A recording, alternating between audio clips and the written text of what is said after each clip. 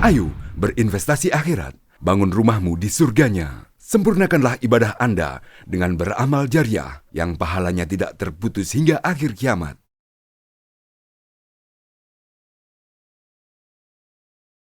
Bismillahirrahmanirrahim.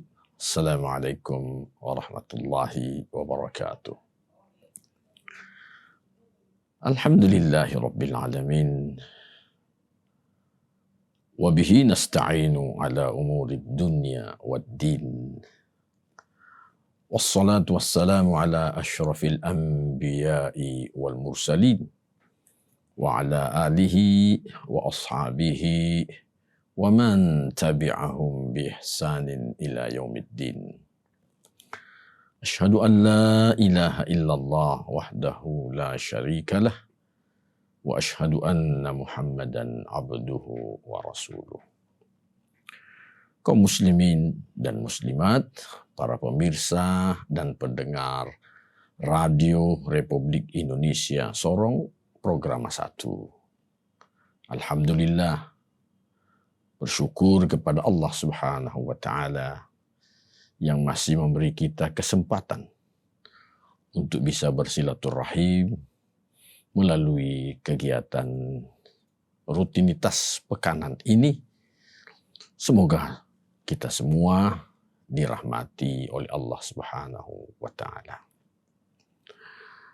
Para hadirin, pemirsa dan pendengar Radio Republik Indonesia Sorong Program 1. Kali ini kita akan baca dan bahas firman Allah Subhanahu wa taala ayat 251 masih di surah Al-Baqarah. Di ayat 251 ini Allah menggambarkan tentang akhir dari perseteruan antara Talut dan Jalut. Kemudian setelah itu lahir seorang tokoh yang baru yang di kemudian hari diangkat menjadi nabi oleh Allah Subhanahu wa taala. Dia adalah Daud yang pada masa pertikaian antara Talut dan Jalut itu Daud masih kecil, tetapi Allah memberi dia kesempatan untuk bisa mengalahkan Jalut yang perkasa itu. Hadirin dan hadirat yang dirahmati Allah. Berfirman Allah Subhanahu wa taala di ayat yang ke-251, A'udzu billahi minasyaitonir rajim.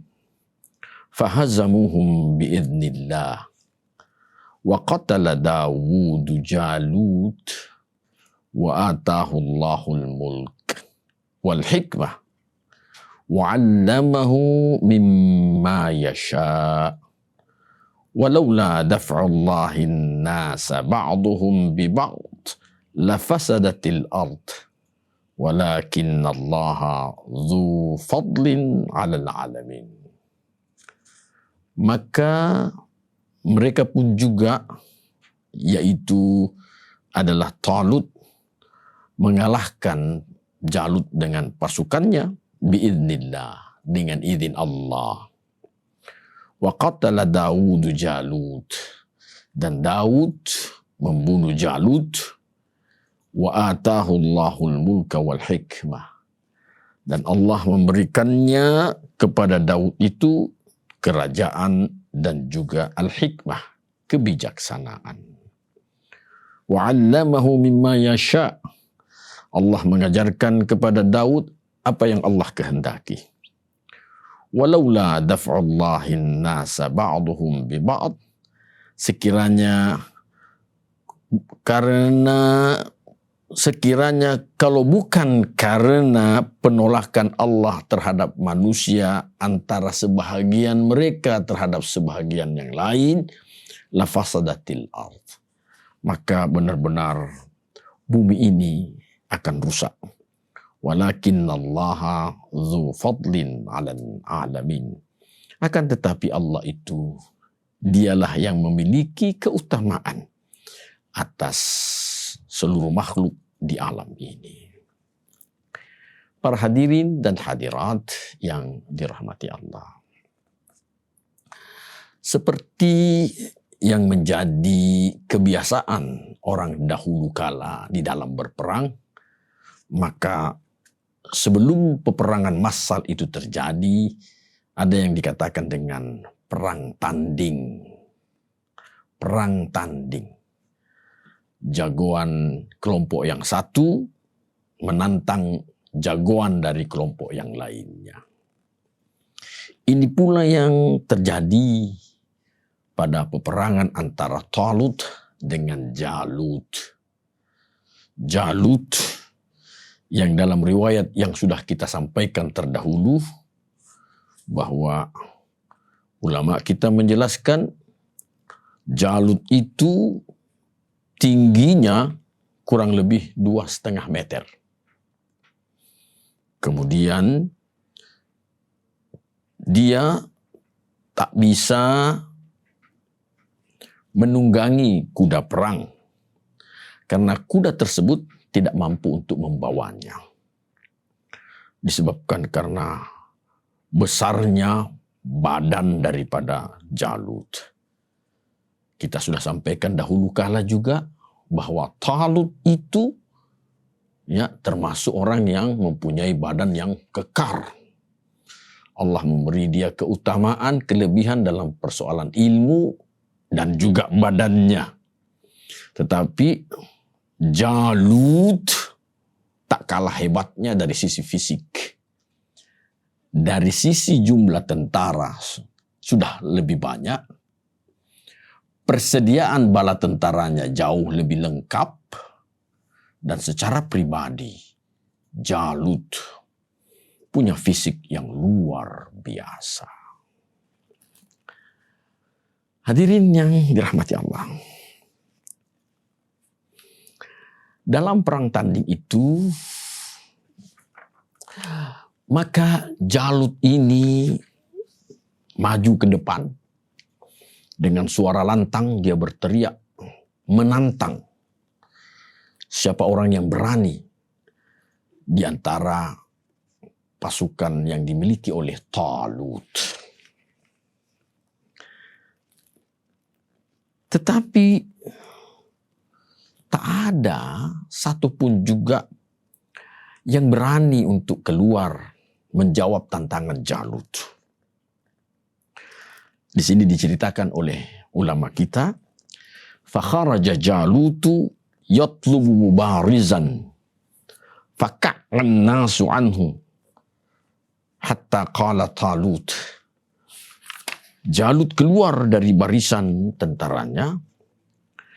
Dia meminta, mengajukan tantangan untuk berduel. Tetapi banyak manusia dari kalangan pasukan dari Talut itu menjadi takut, lemah, bergetar.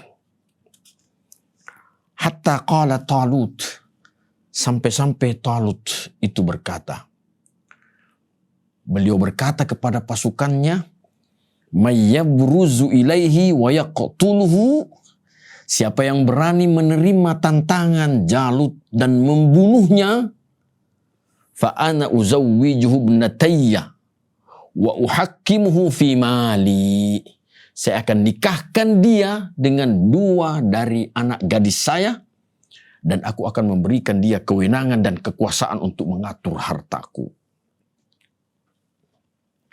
Apa yang terjadi, jamaah sekalian? Ulama kita melanjutkan penjelasannya. Faja'a Dawud alaihi salam, maka keluarlah Dawud alaihi salam. Faqala, lalu dia berkata, ana abruzu ilaihi wa aqtuluhu, saya yang akan menghadapi dia dan saya yang akan membunuhnya. Fazdarahu Talutu hina ra'ahu li sighari sinhi wa qisarihi, maka Talut itu sendiri meremehkan Daud tatkala ia melihatnya, Karena Daud itu pada saat itu masih kecil, umurnya muda, dan dia orangnya pendek. Tentu antara raksasa dengan Lilliput, manusia kerdil, tak seimbang. Menurut perhitungan Talut. Faraddahu, maka Talut itu menolak Daud. Wa kana Daud azraqu qasira. Daud itu kulitnya berwarna kebiru-biruan dan dia itu memang pendek. Summa nada thaniyatan wa thalithatan. Kemudian Talut itu memanggil lagi pendekarnya orang beraninya. Dia memanggil untuk kedua kalinya dan ketiga kalinya. Fakharaja Daud. Tetapi untuk kedua kali dan ketiga kalinya Daudlah yang keluar. Karena memang pada dasarnya seluruh pasukan yang dimiliki oleh Talut itu takut gemetaran menghadapi Jalut yang memang terkenal perkasa. Dalam riwayat memang sudah terkenal bahwa Jalut bisa mengalahkan seluruh pasukan dengan sendirian karena keperkasaannya. Ketika pada panggilan ketiga senantiasa pun juga Daud keluar, faqala Talutu lahu, maka Talut berkata kepadanya, hal jarrabta nafsaka bi syai'?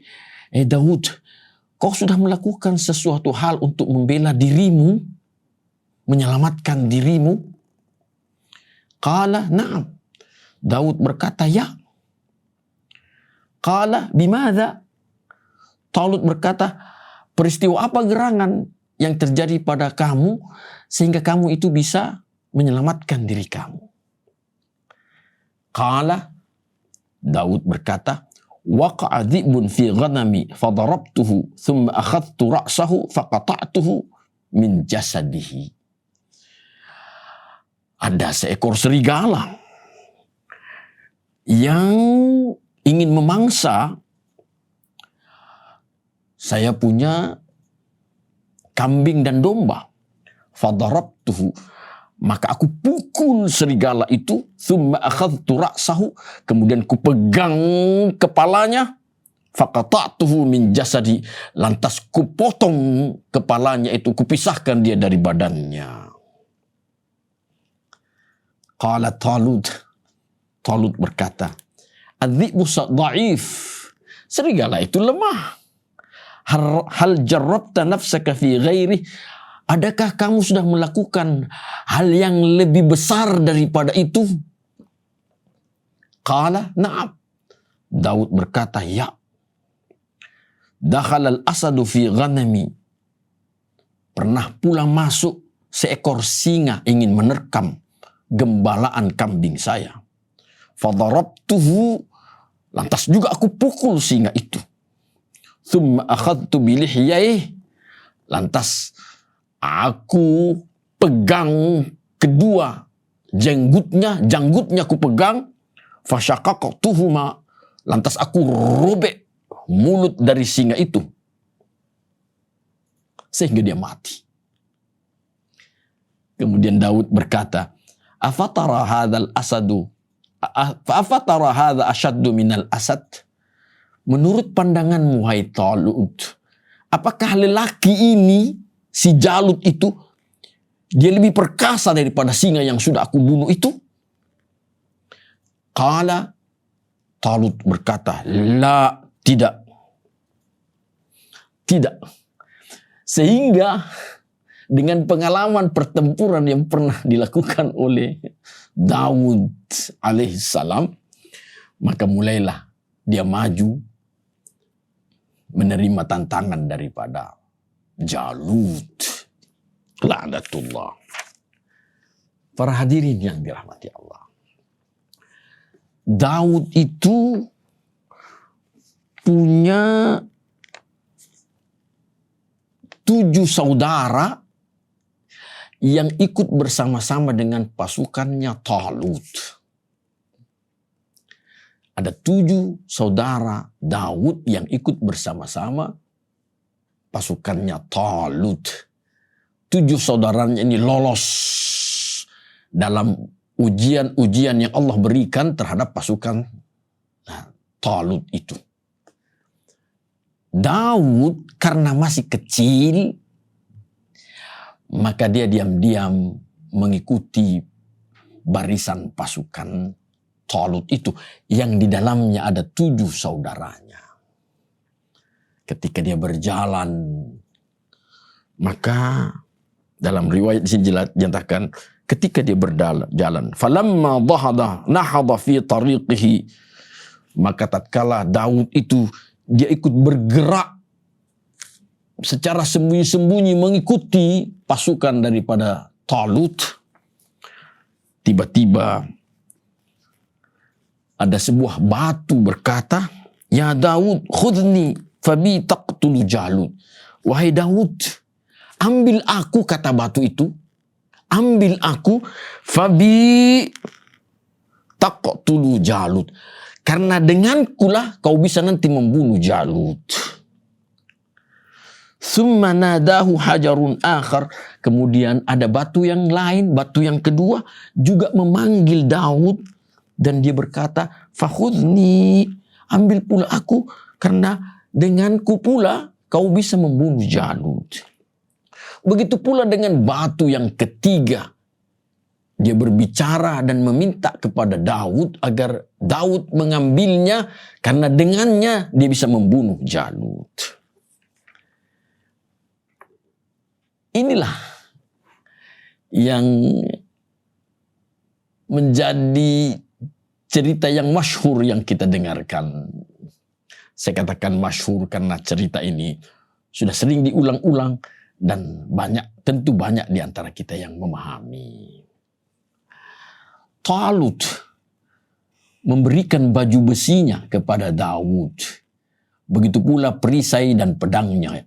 Tetapi karena Daud ini kecil, maka baju besi itu, perisai dan pedangnya tak disukai oleh Daud karena dia tidak biasa memakainya dan memang tidak cocok. Kemudian dia memberikan kuda perangnya. Talut memberikan kuda perangnya kepada Jalut, tetapi baru beberapa langkah dia mengendarai kuda itu, dia juga merasa tidak cocok sehingga dia mundur kembali, kemudian dia turun dari kudanya.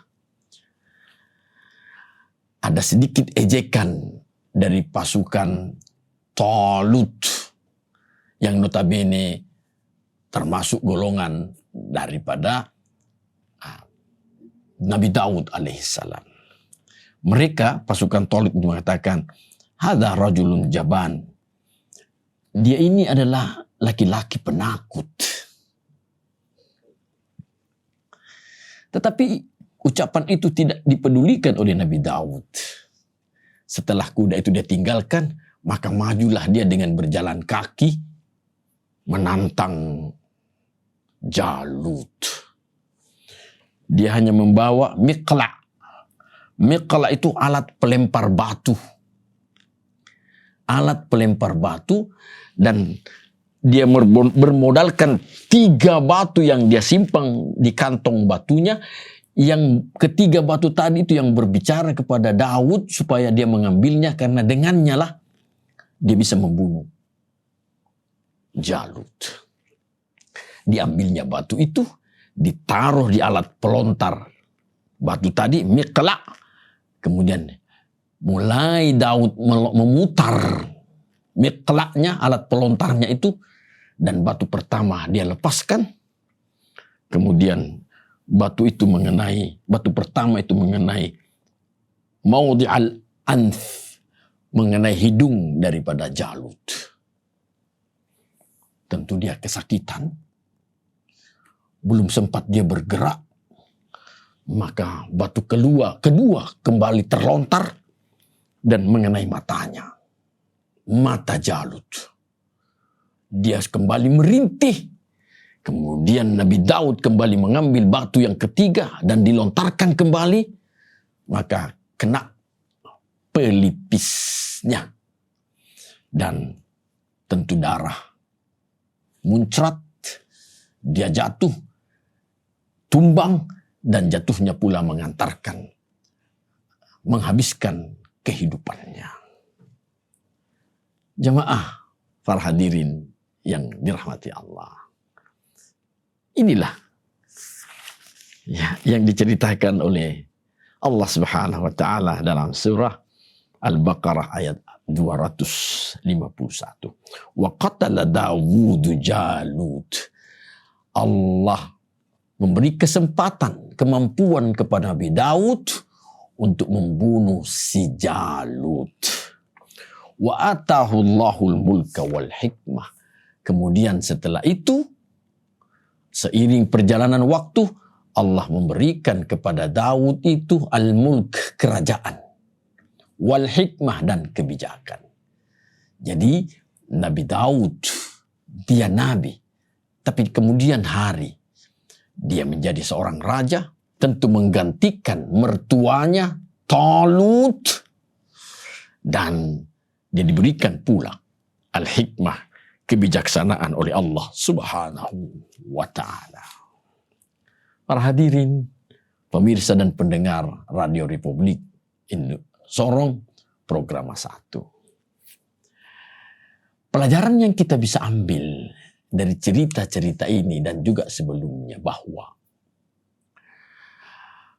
memilih pemimpin tentu tak bisa lepas dari petunjuk orang-orang yang baik,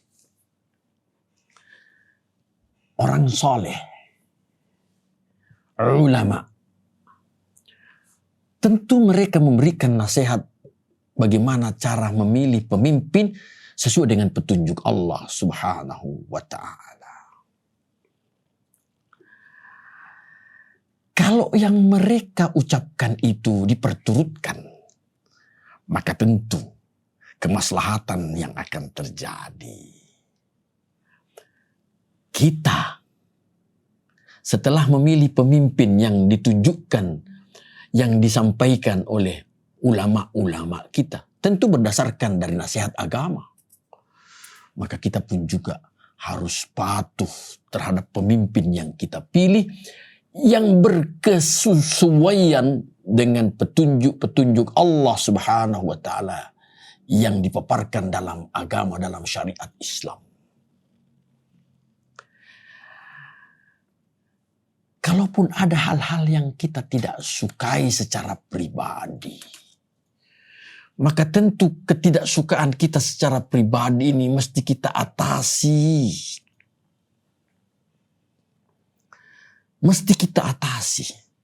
Sebab boleh jadi ketidaksukaan kita secara pribadi ini ya mendatangkan kebaikan di masa depan. Itu yang Allah nyatakan. Wa asa an takrahu syai'a wa huwa khairul lakum. Boleh jadi kau tidak menyukai sesuatu, padahal apa yang kamu tidak sukai itu mendatangkan kebaikan bagi kamu. Wa asa an tuhibbu syai'a wa huwa khairul lakum. Boleh jadi kamu menyukai sesuatu, padahal apa yang kamu sukai itu mendatangkan keburukan bagimu. Wallahu ya'lamu wa antum la ta'lamun. Allah yang maha mengetahui, sedangkan kalian tidak mengetahuinya. Memilih calon pemimpin tidak bisa lepas dari nilai-nilai agama yang disyariatkan oleh Allah Subhanahu wa ta'ala. Persoalan secara pribadi suka atau tidak suka itu masalah yang lain. Tetapi kita harus patuh kepada petunjuk Allah Subhanahu wa ta'ala. Talut pada awalnya tidak disukai oleh mereka orang-orang Yahudi, Bani Israel. Tapi karena Nabi Syam'un menyatakan Allah yang memilih dia untuk kalian, maka mereka pun juga memilihnya. Meskipun di kemudian hari terjadi penyimpangan. Dan penyimpangan ini memang sengaja dijadikan oleh Allah. Karena Allah ingin memilih orang-orang yang terbaik dari mereka. Terbukti lahirlah sosok pemimpin, yaitu Nabi Daud alaihi salam. Para jamaah yang dirahmati Allah, inilah yang dinyatakan oleh Allah Subhanahu wa taala sebagai perintah kepada Rasulullah, faqsusil qasasa la'allahum yatadzakkarun. Hai Muhammad, ceritakan cerita-cerita yang diceritakan oleh Allah dalam Al-Qur'an, mudah-mudahan mereka itu orang-orang yang beriman senantiasa mengingat-ingat. Para hadirin yang dirahmati Allah, di ayat yang ke-252 Allah nyatakan, tilka ayatullahi natluha alaika bilhaq. Itulah ayat-ayat Allah yang kami bacakan kepadamu wahai Muhammad. Ayat Allah itu adalah kebenaran. Wa innaka laminal mursalin. Dan engkau wahai Muhammad termasuk orang-orang yang diutus oleh Allah Subhanahu wa taala. Tentu kita sebagai umat Islam yang mengikuti Rasulullah sallallahu alaihi wasallam, apa yang Rasulullah sampaikan harus menjadi pedoman hidup kita, pegangan kita, hal yang harus diindahkan. Jangan sekali-kali membantah Rasulullah sallallahu alaihi wasallam. Tentu penyampaian Rasulullah sallallahu alaihi wasallam itu lengkap. Karena Al-Quran pun juga lengkap. Karenanya dalam banyak hal maka tidak boleh kita mengabaikan petunjuk Allah dan juga petunjuk Rasulullah sallallahu alaihi wasallam. Petunjuk Rasulullah bisa saja disampaikan oleh para ulama kita. Dan tentu penyampaian ulama harus kita dengarkan dengan sebaik-baik.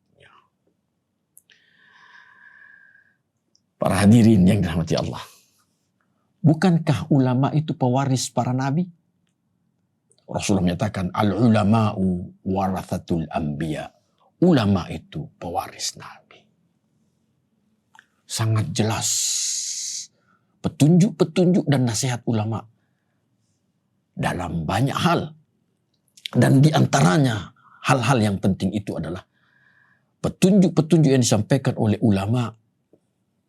Dan yang disampaikan ini adalah hadis Rasulullah tentang tata cara memilih seorang pemimpin.